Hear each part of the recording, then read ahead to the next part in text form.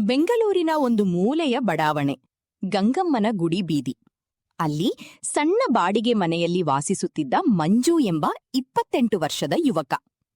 ತಂದೆ ತೀರಿಕೊಂಡ ಮೇಲೆ ತಾಯಿ ಲಕ್ಷ್ಮಮ್ಮ ಮತ್ತು ತಂಗಿ ಪೂಜಾಳ ಜವಾಬ್ದಾರಿ ಅವನ ಮೇಲೆ ಬಿದ್ದಿತ್ತು. ಸಣ್ಣ ಕಂಪನಿಯಲ್ಲಿ ಗುಮಾಸ್ತನ ಕೆಲಸ. ಸಂಬಳ ಸಾಲುತ್ತಿರಲಿಲ್ಲ. ಒಂದು ದಿನ ಮಂಜು ತನ್ನ ಗೆಳೆಯ ಉದಯ್ ಜೊತೆ ಬೀದಿ ಬದಿಯಲ್ಲಿ ಚಿಕನ್ ನೂಡಲ್ಸ್ ಗಾಡಿ ನಡೆಸುತ್ತಿದ್ದವನ ಬಳಿ ಊಟಕ್ಕೆ ಹೋದನು. ಜನ ಸಾಲಾಗಿ ನಿಂತು ತಿನ್ನುತ್ತಿದ್ದುದನ್ನು ನೋಡಿ ಮಂಜುಗೆ ಒಂದು ಆಲೋಚನೆ ಬಂತು. ಹುದೆ, ನೋಡಿಲ್ಲಿ ಎಷ್ಟು ಜನ ಬರ್ತಿದ್ದಾರೆ. ನಾವು ಯಾಕೀ ತರದ ಗಾಡಿ ಶುರು ಮಾಡಬಾರ್ದು? ಮಂಜು, ಇದೆಲ್ಲ ಸುಲಭ ಅಲ್ಲ ಕಣಪ್ಪ. ಬಂಡವಾಳ ಬೇಕು, ರುಚಿ ಗೊತ್ತಿರ್ಬೇಕು, ಜಾಗ ಸಿಗ್ಬೇಕು. ಪ್ರಯತ್ನ ಮಾಡೋಣ. ಕೂತ್ಕೊಂಡ್ ಸಂಬಳ ಕಾಯೋದ್ಕಿಂತ ಒಂದ್ ಕೈ ನೋಡೋಣ. ಮನೆಗೆ ಬಂದು ತಾಯಿಯ ಬಳಿ ವಿಷಯ ಪ್ರಸ್ತಾಪಿಸಿದನು. ಮಗನೇ, ಸಣ್ಣ ಕೆಲ್ಸ ಆದ್ರೂ ಸರಿ, ಕ್ರಮ ತಪ್ಪದೆ ಸಂಬಳ ಬರುತ್ತಲ್ಲ. ಈ ವ್ಯಾಪಾರ ಎಲ್ಲ ಅಪಾಯ ಕಣೋ. ಅಮ್ಮ, ಅಪಾಯ ಇಲ್ದೆ ಏನೂ ಸಿಗಲ್ಲ. ನಂಗೆ ಒಂದ್ ಅವಕಾಶ ಕೊಡು. ಪೂಜಾ ಅಣ್ಣನ ಪರವಹಿಸಿ ಮಾತಾಡಿದಳು.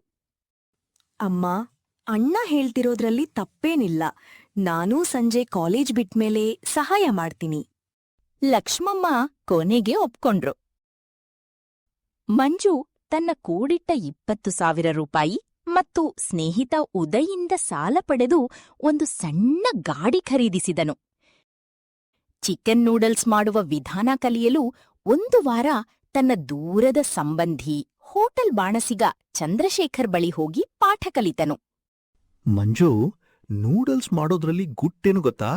ಮಸಾಲೆ ಎಷ್ಟು ಹಾಕ್ತೀಯಾ ಅನ್ನೋದಲ್ಲ, ಎಷ್ಟು ಪ್ರೀತಿಯಿಂದ ಮಾಡ್ತೀಯಾ ಅನ್ನೋದು ಮುಖ್ಯ.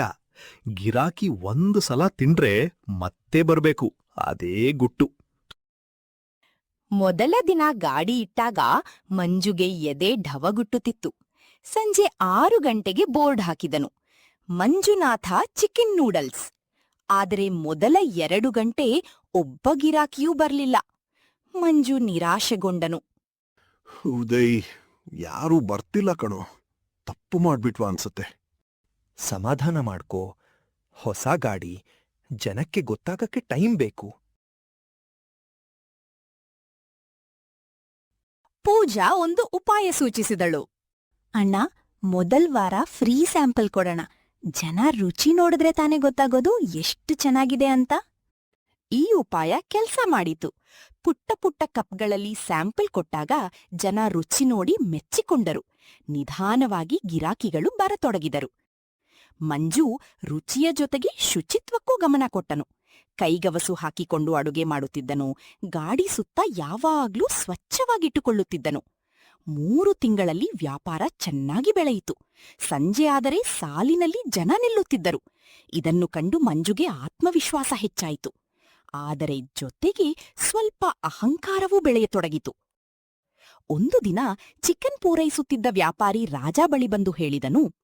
ಮಂಜು, ಇವತ್ತು ಒಳ್ಳೆ ಚಿಕನ್ ಸಿಗ್ಲಿಲ್ಲ. ಇದು ಸ್ವಲ್ಪ ಹಳೇದು, ಆದ್ರೆ ಬೆಲೆ ಕಡಿಮೆ. ತಗೋತಿಯಾ? ಮಂಜು 1 ಕ್ಷಣ ಯೋಚಿಸಿದನು. ಲಾಭ ಜಾಸ್ತಿ ಬರುತ್ತೆ ಅಂತ ಮನಸ್ಸಿನಲ್ಲಿ ಒಂದು ಆಸೆ ಹುಟ್ಟಿಕೊಂಡಿತು. ಸರಿ ರಾಜಣ್ಣ, ಕೊಡು. ಮಸಾಲೆ ಜಾಸ್ತಿ ಹಾಕಿದ್ರೆ ಗೊತ್ತಾಗಲ್ಲ ಬಿಡು. ಪೂಜಾ ಇದನ್ನು ಕೇಳಿ ಆಕ್ಷೇಪಿಸಿದಳು. ಅಣ್ಣ, ಇದು ಸರಿಯಲ್ಲ. ಗಿರಾಕಿಗಳ ಆರೋಗ್ಯದ ಜೊತೆ ಆಟಾಡ್ಬಾರ್ದು. ಪೂಜಾ, ಒಂದೇ ಸಲ ಏನೂ ಆಗಲ್ಲ. ಸ್ವಲ್ಪ ಲಾಭ ಜಾಸ್ತಿ ಬರುತ್ತೆ ಅಷ್ಟೇ. ಆ ರಾತ್ರಿ ಹಳೆಯ ಚಿಕನ್ನಿಂದ ನೂಡಲ್ಸ್ ಮಾಡಿ ಮಾರಿದನು. ಗಿರಾಕಿಗಳಿಗೆ ಆ ದಿನ ವ್ಯತ್ಯಾಸ ಗೊತ್ತಾಗ್ಲಿಲ್ಲ. ಲಾಭ ನೋಡಿ ಮಂಜುಗೆ ಸಂತೋಷವಾಯಿತು. ಆದ್ರೆ ಈ ಅಭ್ಯಾಸ ಅಲ್ಲಿಗೇ ನಿಲ್ಲಲಿಲ್ಲ. ವಾರಕ್ಕೊಮ್ಮೆ, ಆಮೇಲೆ 3 ದಿನಕ್ಕೊಮ್ಮೆ ಅಗ್ಗದ ಹಳೆಯ ಚಿಕನ್ ಬಳಸತೊಡಗಿದನು.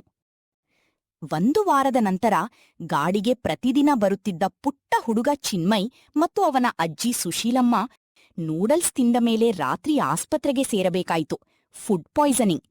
ಈ ಸುದ್ದಿ ಬೀದಿಯಲ್ಲಿ ಬೆಂಕಿಯಂತೆ ಹರಡಿತು. ಮರುದಿನ ಸಂಜೆ ಮಂಜು ಗಾಡಿ ತೆಗೆದುಕೊಂಡು ಹೋದಾಗ ಯಾರೂ ಬರಲಿಲ್ಲ. ಬದಲಿಗೆ ಸುಶೀಲಮ್ಮನ ಮಗ ಪ್ರಕಾಶ್ ಸಿಟ್ಟಿನಿಂದ ಬಂದನು.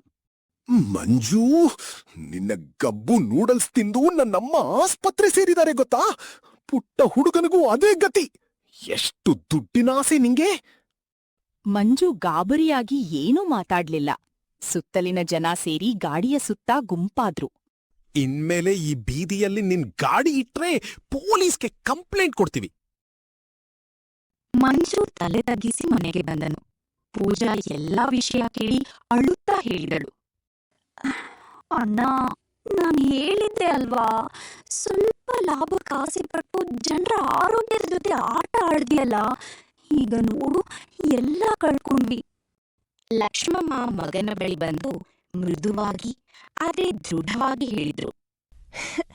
ಮಂಜು, ನಿನ್ನಪ್ಪ ಯಾವಾಗ್ಲೂ ಹೇಳ್ತಿದ್ರು, ಪ್ರಾಮಾಣಿಕತೆ ಇಲ್ಲದ ವ್ಯಾಪಾರ ಮನೆ ಕಟ್ಟದ ಅಡಿಪಾಯ ಇದ್ದ ಹಾಗೆ, ಮಳೆ ಬಂದ ತಕ್ಷಣ ಬಿದ್ದೋಗುತ್ತೆ ಅಂತ. ನೀನು ಒಳ್ಳೆ ಕೆಲ್ಸ ಶುರು ಮಾಡಿದ್ಯಾ, ಆದ್ರೆ ದುರಾಸೆ ಎಲ್ಲ ಹಾಳ್ಮಾಡ್ತು. ಮಂಜುಗೆ ತನ್ನ ತಪ್ಪಿನ ಪೂರ್ಣ ಅರಿವಾಯಿತು. ಆ ರಾತ್ರಿ ಇಡೀ ನಿದ್ದೆ ಬರ್ಲಿಲ್ಲ. ಬೆಳಿಗ್ಗೆ ಎದ್ದವನೇ ಸುಶೀಲಮ್ಮ ಇದ್ದ ಆಸ್ಪತ್ರೆಗೆ ಹೋದನು.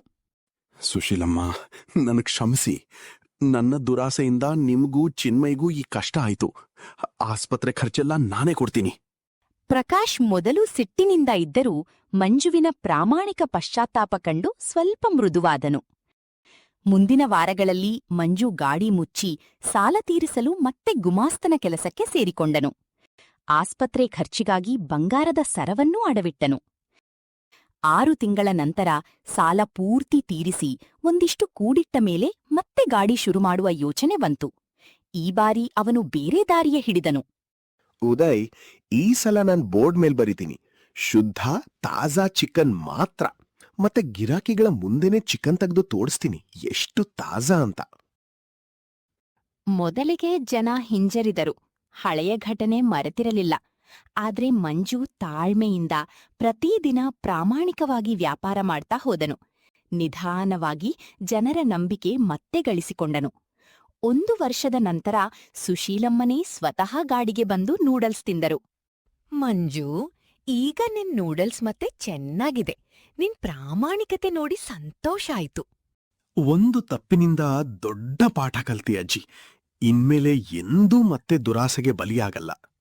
ಕೆಲವು ವರ್ಷಗಳಲ್ಲಿ ಮಂಜುನಾಥ ಚಿಕನ್ ನೂಡಲ್ಸ್ ಆ ಬೀದಿಯ ಅತ್ಯಂತ ಜನಪ್ರಿಯ ಗಾಡಿಯಾಯಿತು. 2 ಶಾಖೆಗಳೂ ತೆರೆಯಿತು. ಆದ್ರೆ ಮಂಜು ಎಂದೂ ಆ ಒಂದು ಪಾಠ ಮರೆಯಲಿಲ್ಲ. ಪ್ರಾಮಾಣಿಕತೆಯೇ ಯಾವುದೇ ವ್ಯಾಪಾರದ ನಿಜವಾದ ಬಂಡವಾಳ.